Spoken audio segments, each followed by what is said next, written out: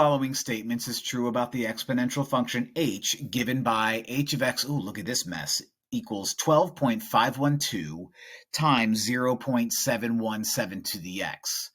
All right, so it's talking about increasing, decreasing, concave up, concave down. Let's get a general graph of what this guy looks like. Now, this is in the form y equals a times b to the x.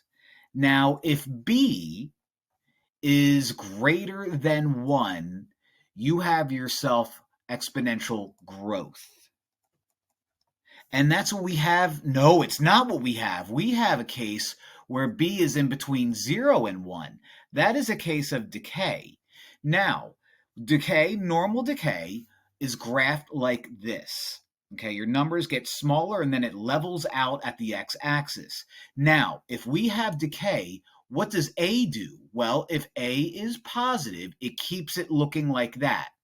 If a is negative, what it does is it flips things, or better yet, reflects things over the x-axis. In this case, we have a case where a is positive, but b is in between 0 and 1. So we have regular looking decay, so it's going to look something like this.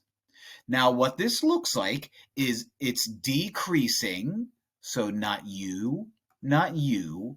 And since it's the first half of concave up, it's going to be decreasing and concave up.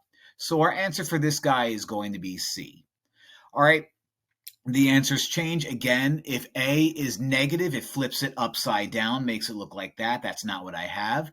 If B was positive, you'd have exponential growth, which looks like that. And if you were to flip that upside down, it would look like that.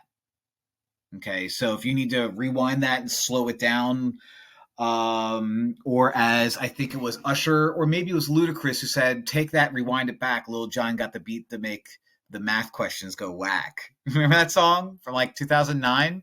Yeah, with Usher and Ludacris and Lil Jon? The answer is C. Hope this helps.